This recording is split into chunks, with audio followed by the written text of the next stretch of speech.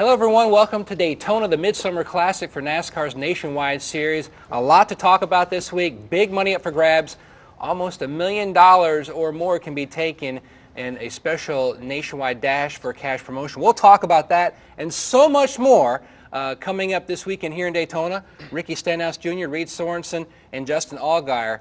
3 of the 4 guys who have a chance to take home $1 million if the stars and planets all align properly, part of the dash for cash. First, have you guys thought about any kind of scenarios for this week? Because, you know, we do have a couple Turner Motorsports teammates, Roush, and then Kevin Harvick Inc., a really neat platform for this program.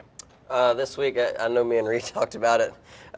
He said if he pushed me across the line, was I going to split the money with him? So, you know, because we worked together last time we were here at Daytona. But, you know, I guess that's going to have to be something that comes down to the last lap.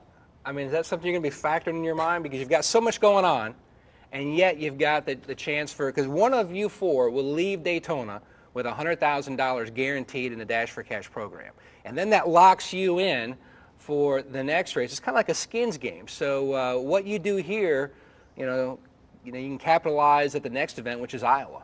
Yeah, it's almost a race within the race, and you know, it just so happens that it's the top 4 in points. So we're racing for points, which is a big deal to all of us, and racing for a win, and we're also racing for $100,000 extra. So I'm sure we'll all be keeping an eye on where the other 3 cars are, and especially when it comes down to the end, and should add a lot of excitement for the fans, and should be pretty fun. And the neat thing about it, Justin, is, okay, so it's the top 4 in points this week, but when we get to Iowa, it's the top 3 finishers plus, you know, the guy that takes home the money this week. So, you know, even if you're not in the program this go-around, you can be there in Iowa. Yeah, absolutely. And I think, you know, Ricky said it best a few minutes ago. He said, if you win the race, you don't have to worry about it. You're going to win the $100,000, and you're going to be locked in the next one. And I think, you know, we all obviously want to win the race. We want to get as many points as we can. But you're right, too, because even if you put yourself in position to hopefully win the $100,000, if you don't, you know, at least hopefully you're putting yourself in that same position to be able to go for it again. And I think, you know, with this being 4 races and you know, them putting up the kind of money that they have for 4 races is unbelievable. But to have those 4 races, you know, you really have to make sure that you're there to get those 4 opportunities, and especially if you want to win that $1 million. And if you take home the $100,000 for the first 3 of the 4 races, and then you win Charlotte in October, $600,000 bonus. It's huge. Yeah, that's crazy. That's have to be 4 really good That'll races. buy a lot of bull feed for your animals there. No, I don't have any. What kind of animals you got? No, I don't have any animals. You have a bull? No. Oh. I would lend some money to my buddy Shane Proctor though, Yeah? and get him some bull feed. Yeah. Well, there you go. I'll tell you what, a lot of neat things to talk about that program, but a lot of great questions have already come across on NASCAR.com. And these guys, for the next 30 minutes, are going to answer your questions. So feel free to log on, dump in what your question. We've already had a lot of great ones, and let's go to them first. Reed, this is from Tahoe, 1994. What are your opinions on drivers coming to NASCAR, especially the Nationwide Series, from other forms of motorsports? We've seen a lot of guys that have migrated from, let's say, you know, USAC, open wheel, or NASCAR modifieds, but now we've seen some, you know, IRL people come in like Danica.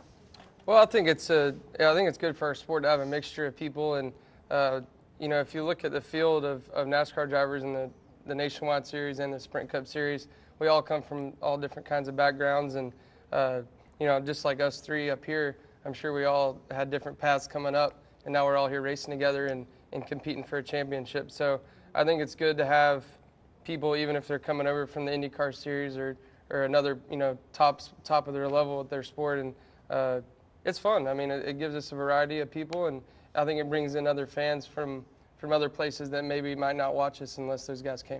I mean, because we've had some unique names, Travis Pastrana and Ricky Carmichael, guys that, you know, are the leaders and innovators in their areas. Yeah, and I think that brings, you know, like with Ricky Carmichael racing with us and being a part of NASCAR, I think he brings a whole group of fans that maybe would have not have been interested in it unless he was here. So I think that's very cool for us and fun. The next question is from DRL. Wants to know, what will you guys do if you win the Dash for Cash money? I'm going to save it. I like to save all my money. Do you get to keep all of it? Because I don't. No, I will not get to keep all of it. Yeah, I don't think any of us will get to keep all of it. So you said we're going to the Bahamas, right? Oh yeah, absolutely. Hopefully a plane. Look, it's all about, keeping yourself stress-free, relaxation, so that way you can be at 10-10 when it comes time to, right. to drop the green. Next question for you guys. William Richard wants to know, you see a lot of different athletes, whether it be baseball, football, hockey, NASCAR racing.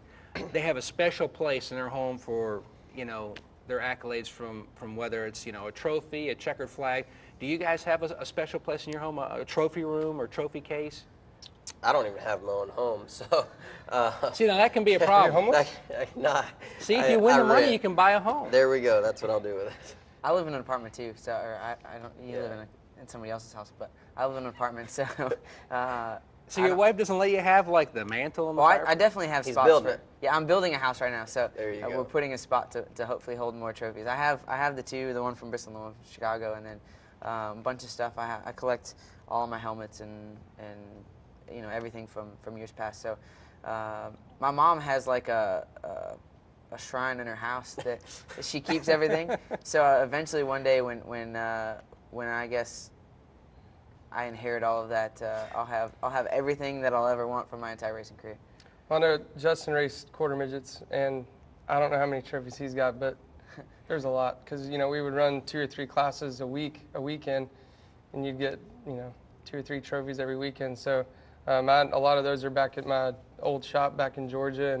And like Justin said, I collect all my helmets and try to trade helmets with other people. So I got a couple huge cases that are full of helmets, and just kind of got it spread out around the house. All right, Tim Bodie, this one is for Ricky. When do you plan on cutting off your mullet? I just got it trimmed Wednesday.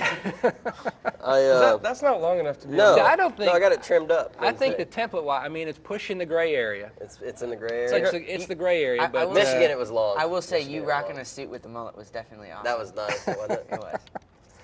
all So right. did you answer the question? Yeah, you No, did. I got it trimmed up Wednesday. So it is cut. Yeah, it's Yeah. cut.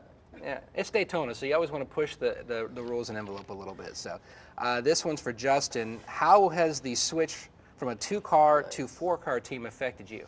I think anytime you change teams, there's obviously a learning curve and trying to figure out, where you fit in the situation and how the equipment's going to be and getting used to the personnel and just the day-to-day basis stuff. But, I had a great opportunity over at Penske and had a lot of fun. And, it was a 2-car nationwide team, but it was a huge organization, with the IndyCar program and with NASCAR and the Cup Series, Sprint Cup Series and the nationwide series. So switching over to Turner Motorsports, it's obviously being an independent team in the nationwide series, it's definitely a little bit smaller in terms of personnel. But as far as equipment goes, I feel like I stepped into equally as good, if not better, equipment, and the guys have been great to work with.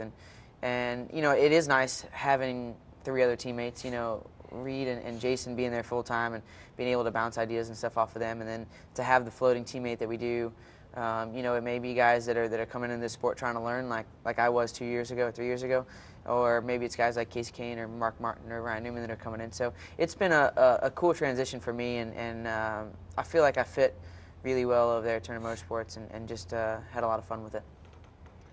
When you look at going to that operation, a lot of people are like, all right, they've really bitten off so much.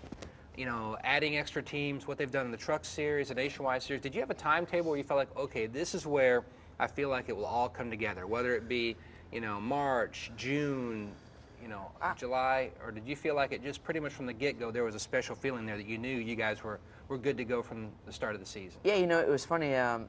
I was a little bit apprehensive. I mean, I knew when it was formerly Braun and Reed probably have better insight on that. But they always ran really well for what they were trying to accomplish. And when the new car started to come in, and I got to see what kind of equipment they were building, it kind of eased some of my worry that we were going to take a transition period of trying to get it better.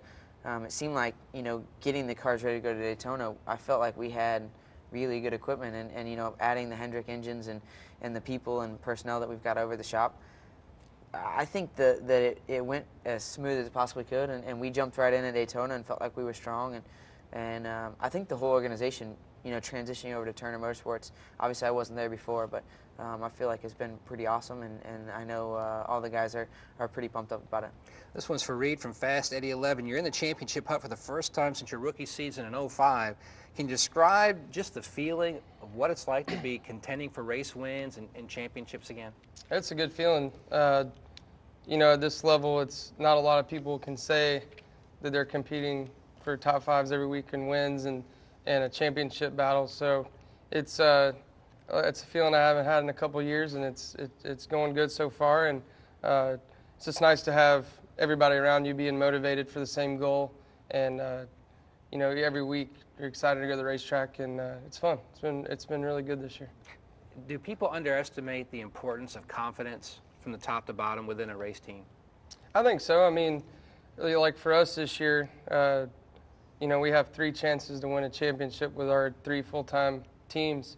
And, like with Justin winning a race at Chicago and Mark winning a race at Vegas and us winning last week, that pumps everybody up just to know that we can win races. And, we're all right there in the points together. So I think that keeps everybody confident on the race team to work harder and try to get better. And definitely I think it keeps me and Justin motivated. And I think confidence is a pretty big deal.